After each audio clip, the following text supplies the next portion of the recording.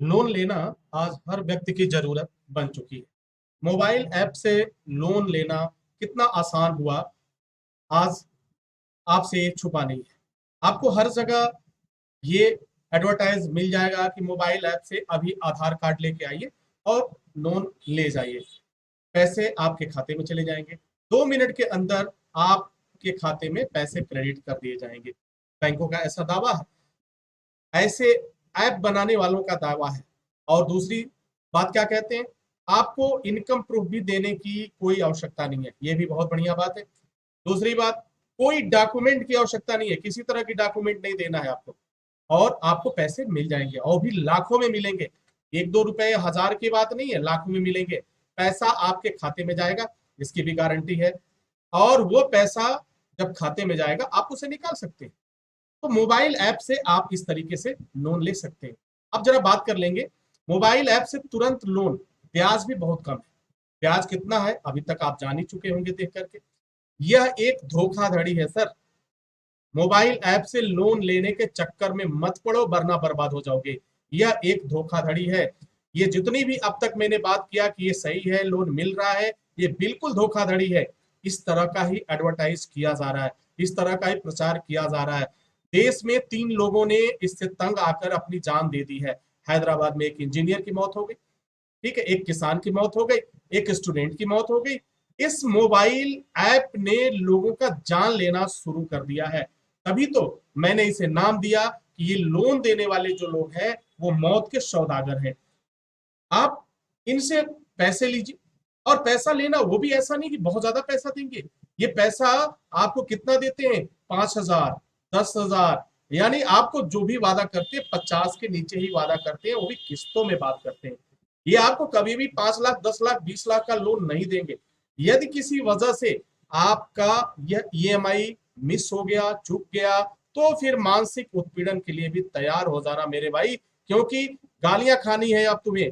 लगातार फोन आएंगे, दिन में 50-100 बार फोन आएगा आपके पास। और तो और दरवाजे पे लोग जाएंगे, ये बार बार फोन करेंगे, परेशान करेंगे, गाली गुप्ता देंगे, तमाम तरह की परेशानियां करेंगे। यानी एक तरह से आप समझ लो कि आजाद होते हुए भी इनके गुलाम बन जाते हो, अगर मोबाइल ऐप से या किसी भी प्राइवेट बैंक से लोन लिया तो। क्योंकि ये लोन देने वाले ये एक ऐसे हैवान है, एक ऐसे मौत के सौदागर हैं।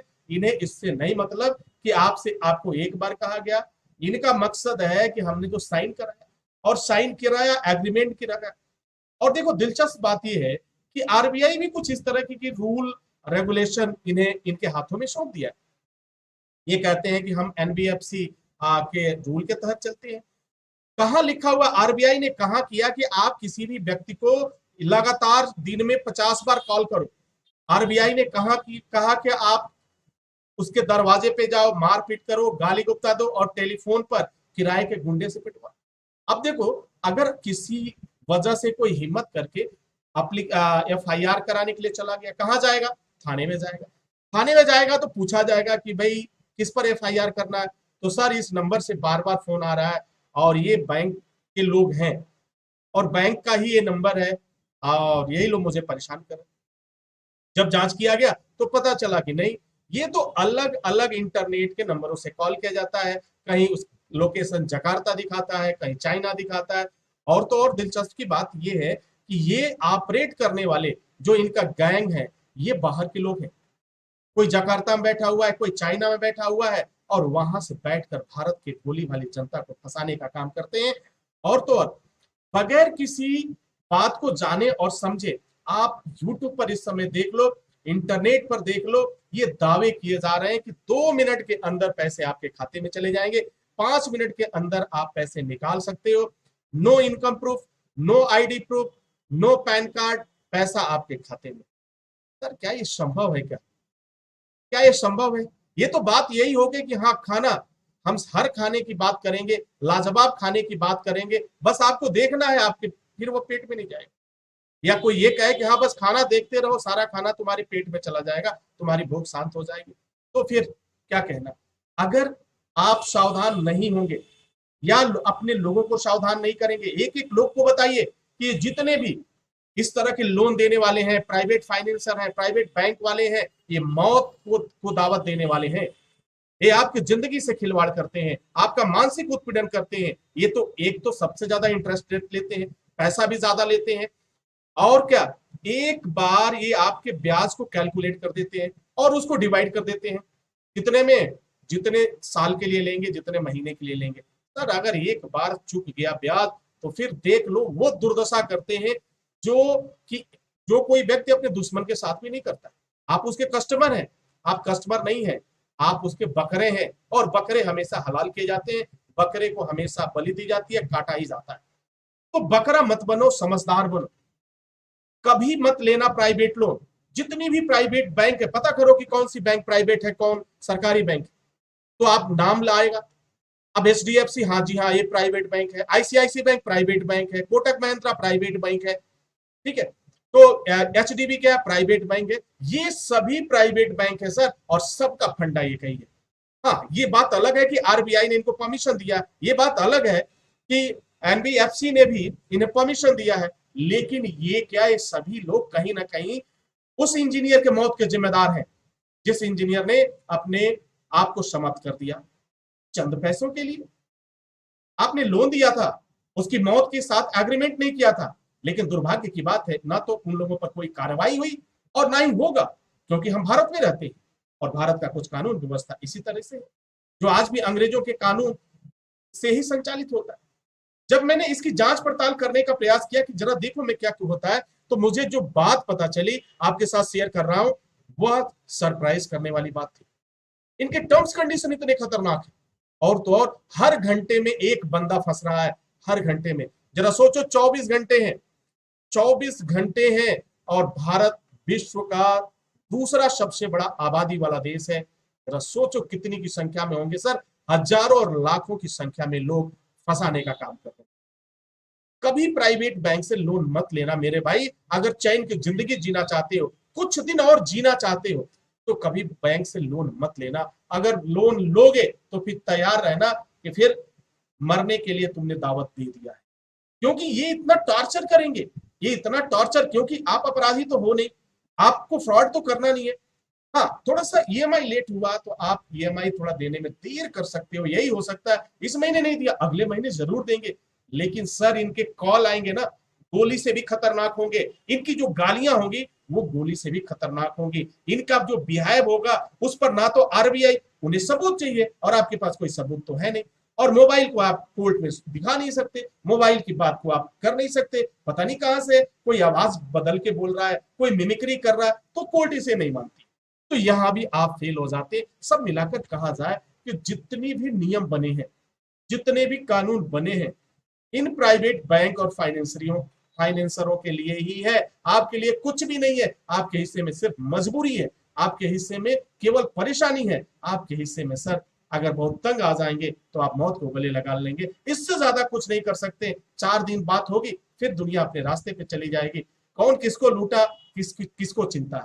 अरे जो जिन्होंने बेईमानी किया, जो बेईमानी करने वाले हैं, या जिनकी नीयत होती है बेईमानी करना, वो तो गायब हो जाते हैं सर। वो ऐसे गायब हो जाते हैं जैसे गधे के सिर से सिंह गायब हो जाता है, और दुनिया की कोई ताकत उन्हें ढूंढ नहीं पाती। लेकिन भारत की भोली भाली जनता, वो तो हर समय निशाने पे होती है। और ये सही भी है कि जो जितना कमजोर होता है, जो जितना सहनशील होता है, जो जितना सहता है, उसे गालियां मिलती है, उसे की पिटाई होती है, उसे बेइज्जत किया जाता है, उसे जलील किया जाता है। यही तो है। अगर लोन लेना है तो जिल्लत की जिंदगी जीने के लिए तैयार हो जाओ। अगर यही जिंदगी तुम्हें पसंद है तो मेरे भाई आज लोन ले लो, और किसी ऐप से लोन ले लो, प्राइवेट बैंक वालों से ले लो। तुम्हारा मकसद तो पूरा नहीं होगा, लेकिन तुम्हारी जिंदगी का चैन जरूर चला जाएगा। और वादा करता हूं आपसे, सरकार भी खामोश रहेगी, सरकार भी आपके साथ नहीं रहेगी। जब जांच करने के लिए, इस बात का पता लगाने के लिए मैंने सोचा कि चलो देखते, कहीं ऐसा तो नहीं कि इस बात को गलत प्रचार किया जा रहा है, कहीं ऐसा तो नहीं कुछ गलत है। सर मुझे जो वक्त लगा, कुछ समय जरूर लगा। मैंने सोचा कि मैं पूरी दुनिया में, माफ कीजिएगा, मैं पूरे भारत में तो नहीं जा सकता, चलो अपने जिले में ही करते हैं। तो अपने जिले की जब मैं बात करता हूं तो हमारे जिले में 18 थाने हैं, और ये 18 थाने जो है सर, 18 थानों से मैंने सोचा कि चलो मिलते हैं। जब मैंने इनसे बात किया, जब यहाँ से पता लगवाया, तो पता क्या चलता है जानते हैं? ये और आपको आश्चर्यजनक करेगा। कहा हाँ, इस तरह की शिकायतें तो आती हैं, लेकिन वो सब फेक नंबर से होता है। और जब जांच करने के लिए पुलिस जाती है, उन बैंक वालों के पास जाती है। जैसे दो चार बैंकों का नाम बताता हूं मैं। एचडीएफसी की शाखा एचडीबी बैंक है, और ये बजाज कौन फिनसर्व बैंक है। ये इतने बैंक है कुकुर मुत्ते जैसे, गली गली में आपको मिल जाएंगे। ये एप्स वाले मिल जाएंगे। सर ये आपको लोन देने का वादा करते हैं, ना तो कोई कुछ देखेगा। हाँ, ये करते क्या है? अब इनका जवाब सुन लीजिए। मैं भी गया था एक बार जांच करने के लिए कि सर आपके यहाँ से ये गालियां आ रही हैं, आपके बैंक का नाम लेकर के किया जा रहा है। तो बैंक का कर्मचारी क्या कहता है जानते हो?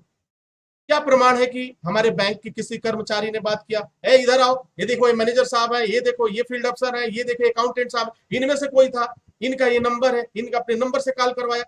अब सब लोग, माय डियर फ्रेंड्स, सबने कॉल किया उस नंबर पे। अब जरा सोचो, ये इतने सीधे हैं, ये इतने इनोसेंट है।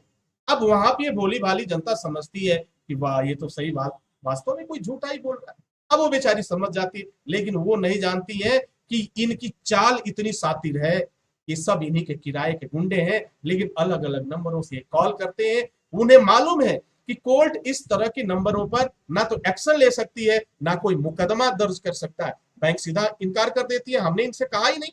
हाँ, इनकी एक ईएमआई जरूर लैप्स हुई है, तो हमने इनसे कहा नहीं है। हमने इनसे पूछे, हम गए थे, हमारा मैनेजर गए थे, हमारे यहाँ फील्ड अफसर गए थे।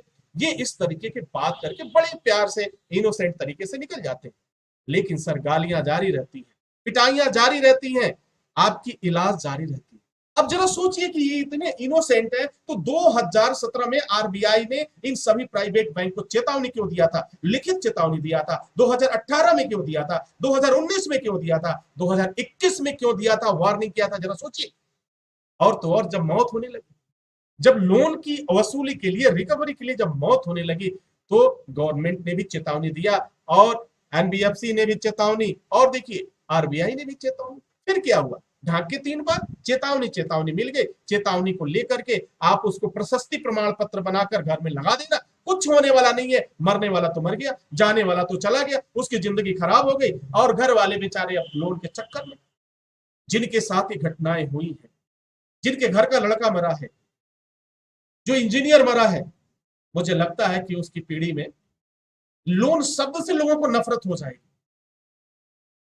तो मैं आपको एक सजेशन देना चाहता हूं मेरे भाई, यदि लोन ले लेना ही, पहली बात तो कोशिश करो कि तुम्हें लोन लेने की आवश्यकता ही ना पड़े। और उधार की जिंदगी मत जीना। कभी अपने बाप के भरोसे लोन मत लेना, कभी अपने रिश्तेदारों के भरोसे लोन मत लेना, और कभी मौज मस्ती करने के लिए लोन मत लेना। वरना क्या हाल होगा, स्क्रीन पे देख पा रहे हो, कोई डॉक्टर तुम्हारा इलाज कर रहा होगा, कुछ लोग सांत्वना दे रहे होंगे, कुछ लोग केला और सेब लेकर जरूर जाएंगे। तो अपनी औकात बनाओ और लोन लेने से बचो।